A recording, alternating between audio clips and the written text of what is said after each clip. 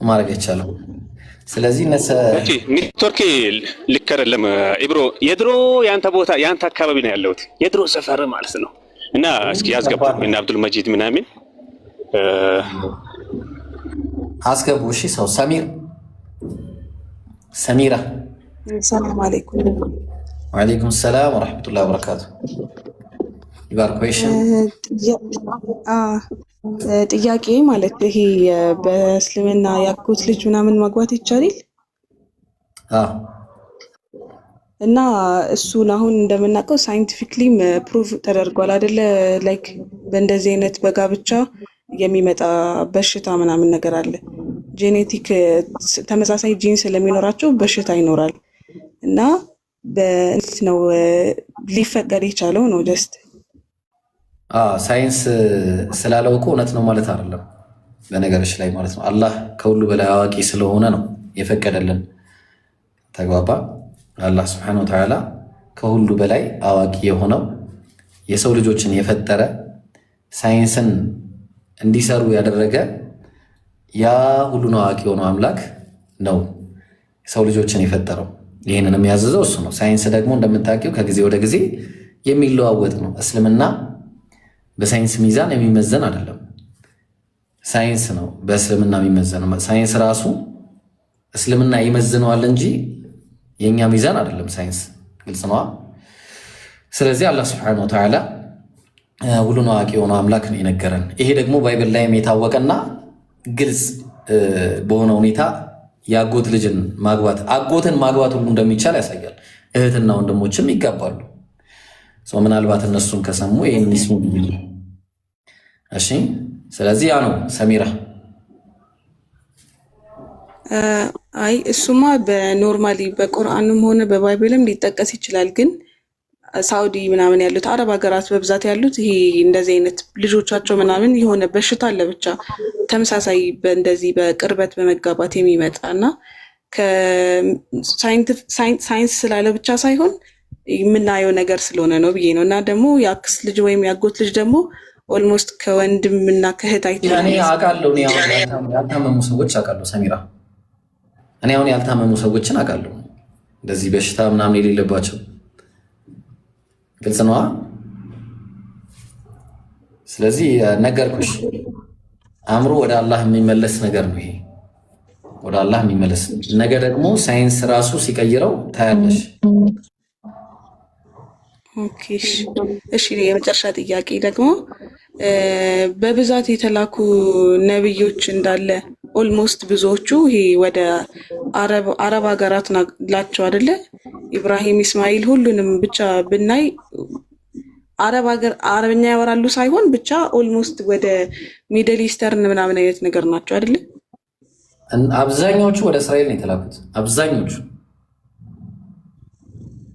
ብቻ ይሄ ቻይና፣ ጃፓን ኦቨርኦል ይሄ ዳይቨርስ የሆነ ሌላ ቦታ የተሰራጨ ነብይ ወይ ምናምን ነገር አለ ብዙ እነሱ ጋር የለም። ቻይና፣ ጃፓን ምናምን በሚለው አረብ ሀገር ነው ኦልሞስት ሙስሊም በብዛት የሚገኘው። እና ይሄ ፌር ነው ወይ ላይክ በሁሉም ቦታ እኩል መልእክት ደርሷል ወይ ብለህ ታስባለህ? አላህ ሱብሓነሁ ወተዓላ 124,000 ነቢያትን እንደተላኩ ነግሮናል። ነቢያችን ሰለላሁ ዐለይሂ ወሰለም ነግረውናል። ወደ 124,000 የት እንደተላኩ አናውቅም። አብዛኛዎቹ ወደ እስራኤል ተልከዋል። ወደ አረብም የተላኩዋል። አላህ ምን ብሏል መሰለሽ በቁርአን ላይ ባቸው ወለቀድ በዐትና ፊ ኩሊ ኡመቲን ረሱላ አን ዕቡዱላህ ወጅተኒቡ ጣጉት። በእርግጥም በሁሉም ህዝብ ላይ ነቢያትን ልኬያለሁ አለ፣ በሁሉም ህዝብ ላይ። ስለዚህ አላህ የሚያውቃቸው እኛ የማናውቃቸው ነቢያቶች አሉ። ግልጽ ነዋ። እኛ የማናውቃቸው ወዴት እንደተላኩ ማናውቅ ኢቭን ህንድ ውስጥ ሁላ መላኩን የሚያሳዩ ፍንጮች አሉ፣ ብዙ ፍንጮች አሉ። ቻይና ሀገርም የተላከ ሊኖር ይችላል። ወላሁ አዕለም አናውቅም። ግን ቢላክም ባይላክም ተግባባን። አላህ ምን ብሏል? በጣም ፍትሃዊ ጌታ ስለሆነ ወማ ኩና ሙዐዚቢነ ሐታ ነብዐሰ ረሱላ፣ መልእክተኛን እስከምልክ አልቀጣም ብሏል አላህ። አይሹ ይሄ በጣም ለየት የሚያደርገው ከየትኛውም እምነት የሚለየን እስልምና በጣም ትልቁ ልዩነታችን እዚህ ጋር በቃ አላህ መልእክትን ሳያይ መልእክት ያልደረሳቸውን ሰዎች አይቀጣቸውም፣ ጭራሽም አይቀጣቸውም። ወደ አላህ ይመለሳል የነሱ ጉዳይ ማለት ነው። ግልጽ ነው ሰሚራ?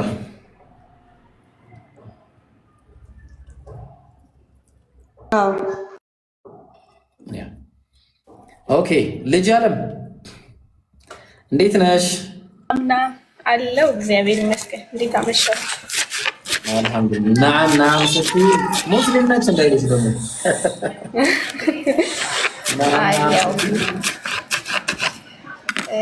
ጥያቄ ነበረኝ። ይመችሃል ለመመለስ? አዎ ይመቸናል።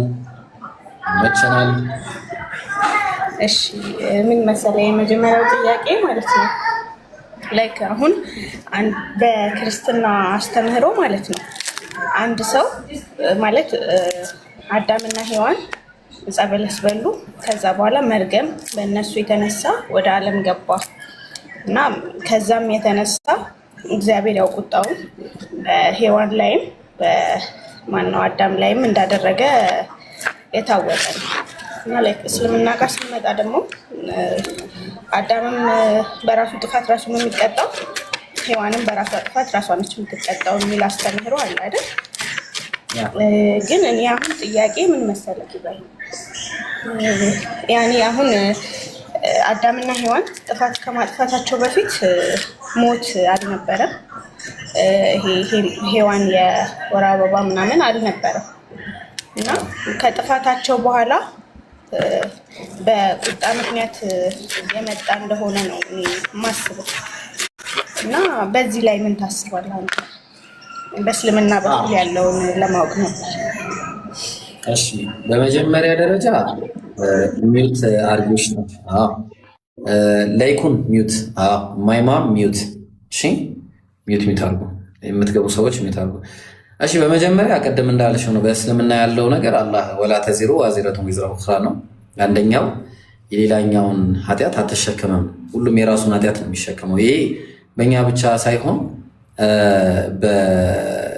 በክርስትናውም ያለ ነገር ነው። አባት የልጁን ኃጢአት አይወርስም፣ ልጅም የአባቱን ኃጢአት አይሸከምም ተብሎ ተቀምጧል መጽሐፉ ላይ ማለት ነው። አሁን ይሁንና እስቲ በሚለው እንሂድ። በዚህ የሰው ልጆች ሁሉ አዳምና ሔዋን ታያለች የሚለው ነገር ታዲያ እሺ ማርያም ማን ነው? የሰው ልጅ እንደዚህ ከሆነ ኢየሱስ ዋጋ ከፍሏል አይደለ? ልጅ ያለ ዋጋ ከፈለ ኢየሱስ። እየሰማሁህ ነው። አይ ድምፅ እንዳይረብሽ ብዬ ነው፣ ሙከይፍ ስላለ ለዛ ብዬ ነው። እየሰማሁህ አልቆመም ነው ባጭሩ። አንቺ አሁንም እየተሰቃየሽ ነው አይደለ? መርገም አለ አሁንም፣ ከዛ ደግሞ እንትንም አለ ተሰቃይቶ መውለድም ስቲል አለ። ወንድ ልጅ አሁንም ጥሮ ግሮ ነው የሚበላው። ኢየሱስ ክርስቶስ መጣ፣ ተሰቀለ፣ ሄደም፣ ምንም የተለወጠ አዲስ ነገር የለም። አላየንም የተፈጠረ አዲስ ነገር ማለት ነው። ይሄ የሚያሳየው ምንድነው? ተፈጥሯዊ መሆኑን። ለዛ ነው እኮ ላም ለምንድን ነው የምታረግዘው? ላም ነው ለምንድን ነው በእርግዝና ተሰቃየው? ዝንብ ለምንድን ነው የሚሞተው እንዴ? ይሄ እኮ የሰው ዘር ነው ተብሏል። ተፈጥሯዊ መሆኑን የምታዩት ፍጡራን የተባሉ በአጠቃላይ ምን ያደርጋሉ? ይሞታሉ። ተግባባ? ይሞታሉ።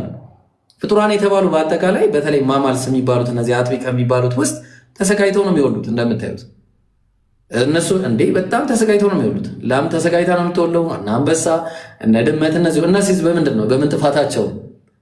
ግልጽ ነው። ይህ ተፈጥሯዊ ነው። ለዛ ነው እኛ ቁርአን ላይ አላህ ሲናገር ምን እያለ ነው የሚናገረው?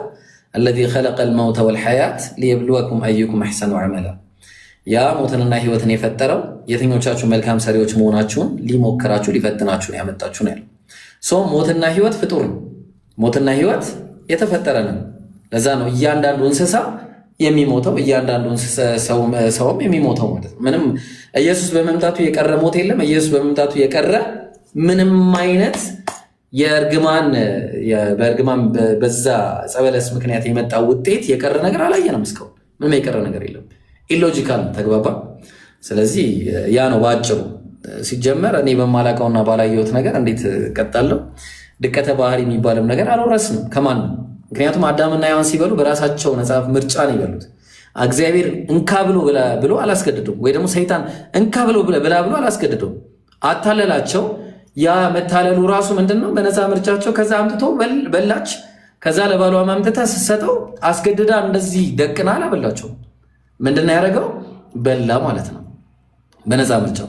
ስለዚህ ያ ነፃ ምርጫ ደግሞ እኔና አንቺ ውስጥ አለ። አሁንም ያ ነፃ ምርጫ እሷን እነሱ ውስጥ እንዳለው ሁሉ እኛም ነፃ ምርጫ ኖሮ ነው የምንበላው ማለት ምን ኃጢአት የምንሰራው ወይ መልካም የምንሰራው ማለት ነው። ስለዚህ መልካም መስራትና መጥፎ መስራት እንድንችል ተደርገን የተፈጠረን ሰዎች ስለሆነን ተግባባ። ሞት የሚባለው ነገርና ህይወት የሚባለው ነገር ምን አይነት ሞት ነው የመጣው ከተባለ የመለያየት ሞት ነው። ከአምላክ ጋር መለያየት የሚባለው ሞት ሞትን ትሞታለህ ያለው ማለት ነው። ምክንያቱም በዛ ቀንም አልሞትም። ግልጽ ነው።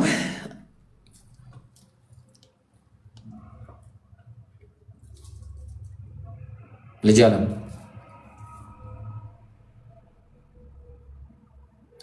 ወለከሉ ወረደች። እሺ ጥያቄ ያለው ሌላ ክርስቲያን መቀጠል ትችላላችሁ። ተራ በተራ ላይኩን የሚለው አካውንት ይቀጥል። ከዛ በኋላ ስዩም፣ ከዛ ደግሞ ተንቨር ነው የሚለው ወደ እሺ፣ እሺ ቀጥሉ። ወይ ደግሞ አንዳችሁ የታንሱና ቀጥሉ። ሰላም ሰላም ብዬ ሰላም አይሰማም? ይሰማል።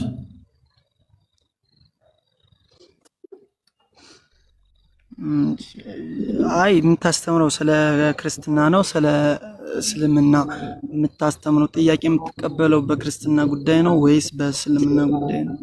በሁለቱም እቀበላለሁ።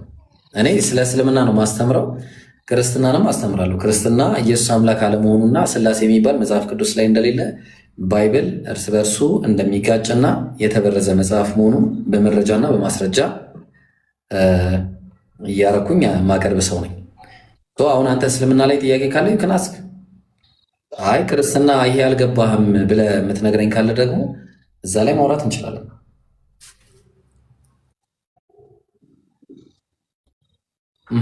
ኦኬ ብዙ ጥያቄ አለኝ። የሚገርም ነገር እኔ አሁን በጣም ብዙ ጥያቄ ህሊና የማይቀበለው ለምሳሌ ከእስልምና ሃይማኖት ህሊና የማይቀበለው በጣም ብዙ አንዱን ጥቀስ። አሉ።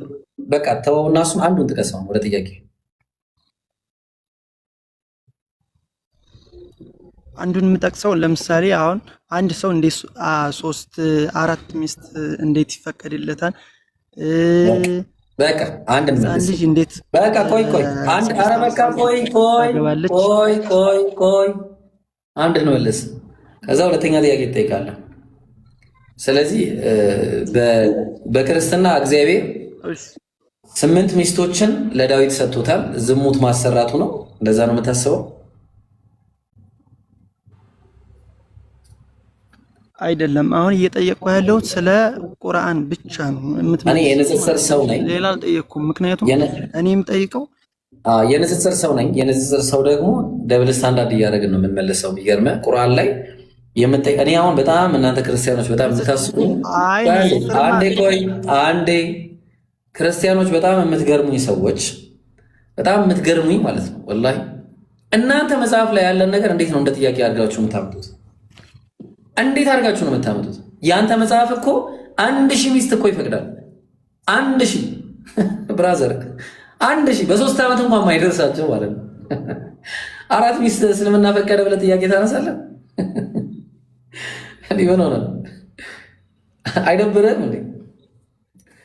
በሌላ አንድ ጊዜ ላውራ አሳየን 1000 የሚፈቅድበትን ቦታ በእናትህ። እሺ ላሳይ። በቃ እንደዚህ ነው የመረጃ ሰው ይመች። ሃይ ፋይ ቆይ ማሳየት አይደለም ወይ በቃ ሰማይ ነው አሳይ ብሏል ወንድም አሳይ ብሏል አይደለ? እኔ አሳያለሁ። የሚገርም ነገር እንዴ እኔ አንተ እኮ ሲጀመር እፎይ ሲገርፍህ እኮ በቪዲዮ ያውላችሁ እንግዲህ ያውላችሁ እፎይ ጋር አትገቢ ይኸውላችሁ በቃ ሚውት አድርጋውን አንተ በቃ ሻያችን ሚውት አድርጉ። እሺ እፎይ ጋር ተገርፈህ ነው የምትወጣው። ይሄን ምን ኧረ በእናትህ ኧረ ተወን። ወሬ ብቻ የሆነ ቲም ወሬ ብቻ አታውራ። በመረጃ ነው እኛ የምናወራው ብራዘር። እንዲህ አምጣውና ማለት ነው ስማ ቪዲዮ አለ። አንዴ ሚውት አድርገው ሸጄ ሚውት አድርገው። እንደዚህ ሰለሜ እያጫወትኩኝ እየገረፍኩ ነው ማስተምርልን። ጥራቸው መምህሮችን እንደዚህ በመረጃ እንደዚህ ሰለሜ እያልኩኝ አንዴ በዚህ እየገረፍኩ ነው ማስተምርልህ ማለት ነው እያንዳንዱ። እሺ አሁን እንቀጥል። ላሳየህ። እሺ ላሳየህ ብለህ ገረፌ ነው ማስተምርልህ እየገረፍኩ በመረጃ እየገረፍኩ ማለት ነው። እሺ መጽሐፈ ሳሙኤል ተመልከቱ። ምንድነው የምታወራ? ኧረ እባክህ እስታች ትንሽ እንትን ስጡት አንዴ። ይህ ምንድነው የሚባለው? ብርድ ልብስ ምናምን ሸጂ አሰጠው። በቃ እንትን ብሎት ነው ትንሽ አሞታልና የጌታህንም ቤት ሰጠህ አለው። ነው ይሄ አይደለም። ቆይ ይሄኛው ሳይሆን ያኛውን ላሳይ። አንድ ሺው መጽሐፈ ነገሥት ምዕራፍ 11 ቁጥር 3 ላይ ለእርሱ ለሰለሞን ወይዛዝርት የሆኑ 700 ሚስቶች 300 ቁባቶች ነበሩት ይላል። ስንት አለ? 700 ተመለስ። ኦኬ ልጄ ተመለስ። ብራዘር እኔ እሱን አንብቤዋለሁ እኮ የሚፈቀድበትን ቦታ ሳይ። ኧረ ቆይ አንዴ እሺ ተረጋጋ። ልጄ አለ ተመለስ። 1000 ሚስት ለምን አይኖረኝም? በቃ ቆይ አንድ ጊዜ ወንጀል ነው 1000 ሚስት መኖር? 1000 ሚስት መኖር ወንጀል ነው? ወንጀል ያማል እንዴ? ዝሙት እኮ ነው። ያማል እንዴ ብራዘሬ? ዝሙት ነው። ከአንድ በላይ ማግባት ወንጀል ነው? ኖ ይኸውልህ አዳምጠኝ። ሎጂክ ላስረዳ። ቆይ ከአንድ በላይ ማግባት ዝሙት ነው አይደለም? ቆይ ከአንድ በላይ ማግባት ዝሙት ነው ወይስ አይደለም? ሎጂኬን ላስረዳህ። ሎጂክህን ቆይ እዛ ያዘው አንዴ። ከአንድ በላይ ማግባት ዝሙት ነው ወይስ አይደለም? ነው ላይ አይደለም? እንደ ቦይ ውሃ እንድፈስልህ ነው የምጠብቀው? ለምን እንደ ቦይ አይደለም እንደ አባይ አትፈስም? ጥያቄ ጠየቅ። ከአንድ በላይ ሚስት ማግባት ጥያቄን መልስ። ከአንድ በላይ ማግባት ዝሙት ነው ወይስ አይደለም? አንድ ያረጋጋው ሚስትህ ላረጋጋው ነው። ከአንድ በላይ ሚስት ማግባት ዝሙት ነው ወይስ አይደለም? መልስ። ለምን አታዳምጥም? እንዳዳምጥ መልሴን መልስ። እንዳዳምጥ መልሴን መልስ። በቃ መልስ አትፈልግም፣ ትፈራለህ። ከአንድ በላይ ማግባት ቆይ ከአንድ በላይ ማግባት ዝሙት ነው ወይስ አይደለም? የሚሆንበት ጊዜ አለ፣ ማይሆንበት ጊዜ አለ።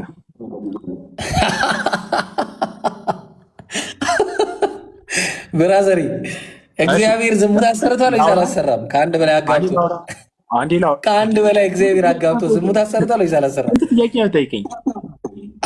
ላሳያችሁ። ያ ጀማ በደንብ አድርገው። አሁን በቃ አንተ በቃ ዝም ብለህ አንተ። ኧረ ቆይ ብራዘሪ እሺ አውራ በቃ እሺ አውራ በቃ እሺ አውራ። አሁን አንተ ሚስት አለ እኔን ተወኝ። እዛ ኤክስ የሚባል ሰው አንድ ሚስት አለችው።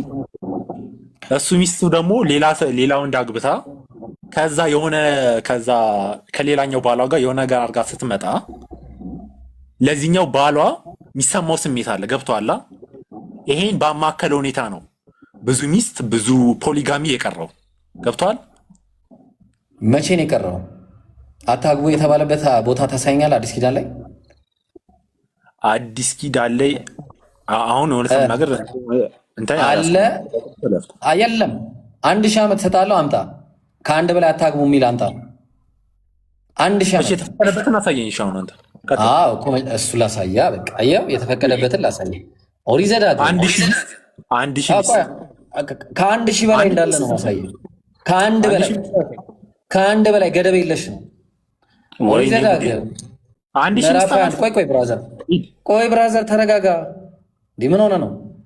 ያማል እንዴ? ኦሪት ዘዳግም ምዕራፍ 21 ቁጥር 15 ላይ ለአንድ ሰው የማን ሕግ ነው? የእግዚአብሔር ሕግ። አንዲቱ የተወደደች አንዲቱም የተጠላች 2 ሚስቶች ቢኖሩት አለ። ስንት ሚስቶች? 2 ሚስቶች። ለእርሱም የተወደደችውን ደግሞ የተጠላችውን ልጆች ቢወሉ በኩሩም ከተጠላችው ሚስት የተወለደውን ልጅ ቢሆን ለልጁ ከብቱን በሚያወርስበት ቀን ከተጠላችው ሚስት በተወለደው በበኩሩ ፊት ከተወደደችው ሚስት የተወለደውን ልጅ በኩር ያደርገው ዘንድ አይገባውም ማለት ነው። እንዴት በፍትህ ማስተዳደር እንዳለበት ከአንድ በላይ ሲያገቡ ሰዎች። ቆይ ብራዘር ቆይ ተረጋጋ። ገና ልመጣልህ ነው።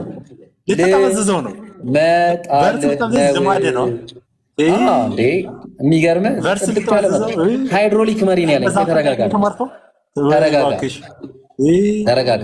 ተረጋጋ። ቆይ አንዴ ምን አለ መሰለህ፣ ኧረ ቆዩ ክርስቲያኖች ተረጋጉ። ቆይ አንዴ ስለመገራረፉ ቆይ እናወራለን። ጀመር አንተ እኮ ቅድም እያወራህ የነበረውን ሰውዬ አይቼዋለሁ። አንድ ጊዜ ሰካራሙ ነው እያስገባህ የምትኖረው እንጂ እኮ እንደዚህ የሚያደርጋችሁ ማለት ነው መልስ ስለሌላችሁ ነው። መልስ የለም፣ ክርስትና መልስ የለም፣ ዜሮ።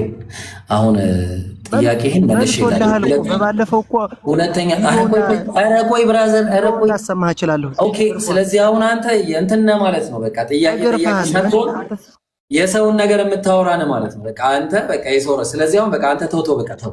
ጥያቄ ያለው ሰው ቀጥሉ። የሰውን ነገር አንተ ጊዜ አላቃጥልም። በቃ አንተ ስትገረፍ ደስ ስለሚለው አንተ ስትገረፍ ደስ በቃ ቀጥል። ጥያቄ ያለው ሰው ማን ነው? ስዩም ቀጥል። ጥያቄ ያላችሁ ቀጥሉ። ወይ ስዩም ወይ ማይማም ቀጥሉ። አንዳችሁ ስዩም ቀጥል። እሺ ሰላም ቋንዲ ስዩም መልካም። እሺ ጥያቄ መጨረሻ ላይ ጠይቃለሁ። ስለ ኢየሱስ ክርስቶስ አምላክነት መጽሐፍ ቅዱስ ያሳይ ነገር አንስተሃልና እዛ ላይ የተወሰነ ነገር ብንነጋገርና በኋላ ላይ ጥያቄን እጠይቃለሁ። ደስ ይለኛል። አንድ ነገር ላስቀምጥልህ። ኢየሱስ ክርስቶስ አምላክ አይደለም ብዬ ተናግሬ አላውቅም። እኔ ኢየሱስ ክርስቶስ ጌታ አይደለም ብዬ ተናግሬ አላውቅም። ያውቃል፣ ህዝቡ ሁሉ ያውቃል እኔ እንደዚህ እንደማስተምር። ኢየሱስ ክርስቶስ የባህሪ አምላክ አይደለም። ኢየሱስ ክርስቶስ የባህሪ ጌታ አይደለም። ኢየሱስ ብቻ ሳይሆን በጣም ብዙ አማልክት አሉ ባይብል ላይ። ለምሳሌ እነ ሙሴ የእግዚአብሔር ቃል የመጣላቸው ሁሉ አምላክ ናቸው፣ ጌቶች ተብለዋል ምናምን። ኢየሱስ ክርስቶስም ከነዛ አምላክ መካከል አንደኛው ነው፣ ከነዛ ጌቶች መካከል አንደኛው ነው።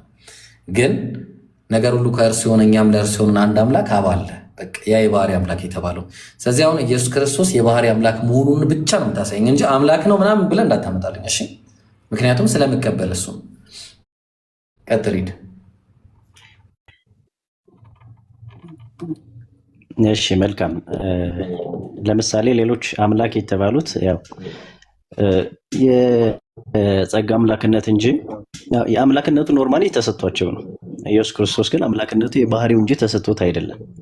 ይህም ደግሞ የቀደሙ ነቢያት ጀምሮ በአዲስ ኪዳን የተነሱትም የመረጣቸው ሐዋርያትም የእርሱን የባህሪ አምላክነት ስለመሰከሩ እዛ ላይ እያነሳን አንዳንድ ጥቅሶችን ማየት እንችላለን። ችግር የለውም። ኢየሱስ ክርስቶስ የተሰጠው መሆኑን የምታውቀው የእግዚአብሔር ቃል ይመጣላቸው ሁሉ አምላክ ስለተባሉ ነው። ኢየሱስ ክርስቶስ ደግሞ የእግዚአብሔር ቃል ይመጣለት ነበረ። ስለዚህ አምላክ ነው። ተግባባን። ዮሐንስ ወንጌል ምዕራፍ 8 ቁጥር 40 ላይ ከአምላክ የሰማሁትን እውነት የነገርኳችሁን ሰው ልትገሉኝ ትፈልጋላችሁ፣ አብርሃም እንዲህ አላደረገም ብሏል ኢየሱስ ክርስቶስ። ስለዚህ አምላክ ነው። ግልጽ ነው። ለዛ ነው አይሁዳውያን ሊወግሩ ድንጋይ ያነሱ። ለምን ምን አሉት? እኔና አብ አንድ ነን ሲል ስለ ማንኛው ስራ ልትወግሩኝ ትፈልጋላችሁ አላቸው። ኢየሱስ ምን አለ?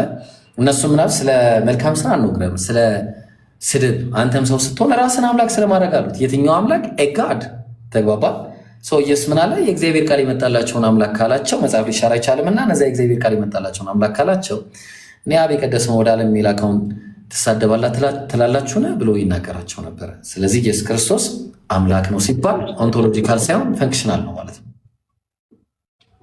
በጣም ጥሩ። አሁን ያነሳው ራሱ የኢየሱስ ክርስቶስን አምላክነት በደንብ የሚያስረዳና የሚመሰክር ነው። ለምሳሌ የእግዚአብሔር ቃል የመጣላቸው አማልክት ካላቸዋቸው ማን አማልክት ያላቸው? እግዚአብሔር አይደለም። እነዛ የእግዚአብሔር ሕግ የመጣላቸውን አይሁዳውያን ናቸው አማልክት ያሏቸው እንጂ እግዚአብሔር አይደለም አማልክት ያሏቸው። መጽሐፍ ሊሻር አይቻልም ያለው። ስለዚህ እነሱ የእግዚአብሔር ቃል የመጣላቸው እንኳን አማልክት ከተባሉ እኔማ እንዴት አምላክ አልሆነ የእግዚአብሔር ልጅ ሆኜ እያለ አምላክነቱን በደንብ እየነገረን ነው። ኖ እንደዛ አይደለም። የመጽሐፍ ሊሻር አይቻልም ያላቸው የትኛው መጽሐፍ ነው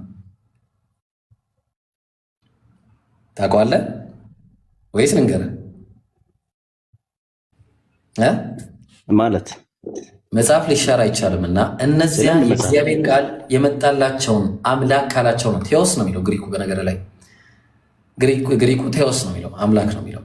ከዚህ አምላክ ካላቸው እኔ የእግዚአብሔር ልጅ ነኝ ስላልኩኝ አብ የቀደሰውን ወደ ዓለም የሚላከውን ትሳደባለህ። ሁለቱንም ተብሏል። እነዚህ የእግዚአብሔር ልጅ የሚባለው መሲሖች ወይ ደግሞ ነቢያት መዝሙረ ዳዊት ምዕራፍ 82 ቁጥር 6 ላይ ሁላችሁም አምላክ ናችሁ፣ ሁላችሁም የልዑል ልጆች ናችሁ ብላችሁ 86 አንድ ላይ ነው። 86 ላይ 82 ላይ ነው። 86 ቁጥር 1 ላይ 82 ምዕራፍ 82 ቁጥር 6 እንደዛ ነው። ግልጽ ነው። እንደ የተለያየ እንትን ነው እንደ ያየ ነው። አንተ የኦርቶዶክስን ከያዝክ የኦርቶዶክሱ አንድ ጥቅስ ዞር ይላል። አንድ ምዕራፍ ወደኋላ ወደፊት አለው የኦርቶዶክሱ መጽሐፍ። ስለዚህ አሁን ምንድን ነው ምዕራፍ 82 ቁጥር 6 ላይ ሁላችሁም አማልክት ናችሁ፣ ሁላችሁም የኤሊ ልጆች ናችሁ ይላቸዋል። ግልጽ ነው። ኢየሱስ ክርስቶስ ግን ካላችኋቸው ነው እኮ ያለው። እስኪ አውጣውና እስኪ እንየው። አይደለም እንደዛ አይደለም የሚለው እነዚያ የእግዚአብሔር ቃል የመጣላቸው አማልክት ከተባሉ ነው ያለው። ላውጣላሽ ከተባሉ። እሺ አውጣው።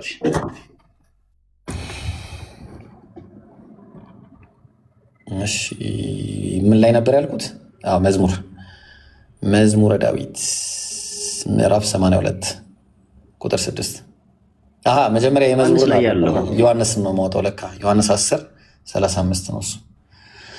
መጽሐፍ ሊሻር አይቻልምና እነዚያ የእግዚአብሔር ቃል የመጣላቸውን አማልክት ካላቸው ነው ያለው። አየው፣ ማን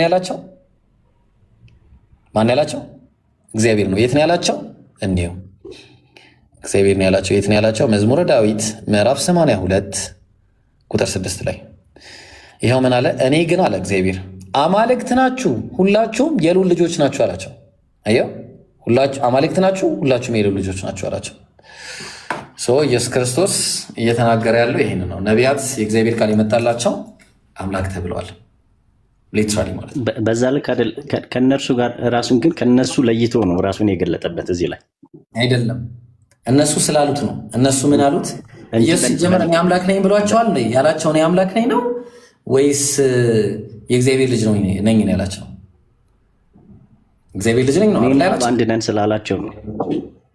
አይ እኔ የእግዚአብሔር ልጅ ነኝ ስላልኩኝ አይደለ እንደ የሚለው ምንድን ነው?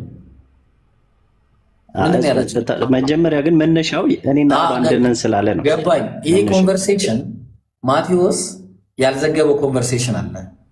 እዚህ ኮንቨርሴሽን ላይ የብሩክ ልጅ ክርስቶስ አንተ ነህን ብሎ ማርቆስ ምዕራፍ 10 ቁጥር 60 ላይ የብሩክ ልጅ ክርስቶስ አንተ ነህን ሲሉት አዎ እኔ ነኝ፣ ከሰማይ ደመና ጋር ሲመጣ ታዩታላችሁ ብሎ አላላቸው አይደለ? ነው አይደል?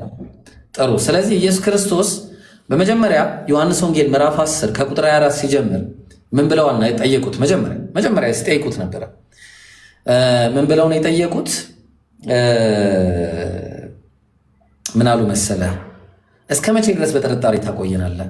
አንተ ክርስቶስ እንደሆንክ ገልጠ ንገረን አሉት። ገልጠ ንገረን፣ በቃ በጥርጣሬ ታቆየ። ምን እንደሆንክ ነው ያሉት? ክርስቶስ። ኢየሱስ ምን አላቸው? እኔ በአባቴ ስም የማደርገው ይህ ስለ እኔ ይመሰክራል አላቸው። ስለምን? ስለ ክርስቶስነቱ። እናንተ ግን አታምኑም አለ። በጎቼ ስላልሆናቸው አታምኑ። ምንድን ነው የማያምኑት? ክርስቶስነቱ። በጎቼ ግን ድምፄን ይሰማሉ አውቃቸውም አለው አለ። ይከተሉኝማል አለ። ኢየሱስ ክርስቶስን ለምንድን ነው የሚከተሉ? ክርስቶስ እንደሆነ ስለሚያውቁ የዘላለም ሕይወት ሰጣቸዋለሁ አለ። ከአባቴ እጅ ሊነጥቃቸው በጎቼ ሲል ምን እያለ ነበር? አቤት። በጎቼ ሲል ምን ማለቱ ነው? በጎቼ ማለት አምላክ የሰጠው ምን ማለቱ ነው? አምላክ የሰጠው በጎች ናቸው። ያው ህዝቦች ማለት ነው። ህዝብ ነቢያት የሰጠኝ በጎች አላለም ብሏል። የሰጠኝን እነዚህ የሰጠኝም ብሏል። ላሳይ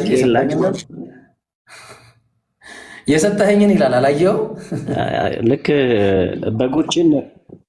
በጎቼን ያለው ልክ የሃይዌይ ወይም እግዚአብሔር ሕዝቅኤል ላይ በጎቼን እንደሚል ኢየሱስ ክርስቶስን በጎቼ ይላቸዋል። ላሳይ፣ በቃ ላሳይ። ዮሐንስ ወንጌል ምዕራፍ 10 አይቼዋለሁ። የሰጠኝ በጎችን ከእጄ ማንም አይነጥቃቸውም የሚለውን አይደል? በቃ ታዲያ ማን የሰጠው ታዲያ ካልክ እኮ በቃ አለቀ። የኢየሱስ አይደለም ማለት ነው። እግዚአብሔር ነው የሰጠው። ባለቤትነቱ ለኢየሱስ ሳይሆን ለእግዚአብሔር ነው፣ ለአብ ነው። እሱ በልጅና በአባትነት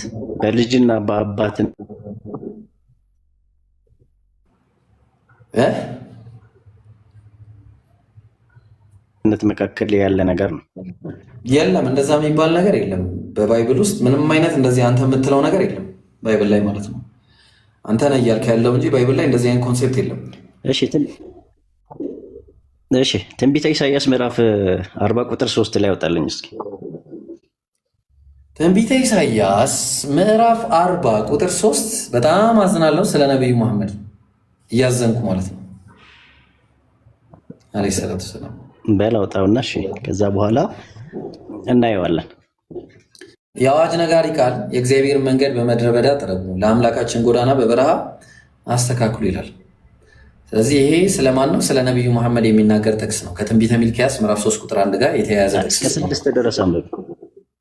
መጀመሪያ ይሄ ጥቅስ ከሚልክያስ ጋር የተያያዘ ጥቅስ ድረስ አንብብ። እስከ ቁጥር 6 ድረስ ስዩሜ፣ ይሄ ጥቅስ ከሚልክያስ ጋር የተያያዘ ጥቅስ ነው አይደለ? አይደል? ሚልክያስ 3:1 ጋር ሚልክያስ ስንት? 3:1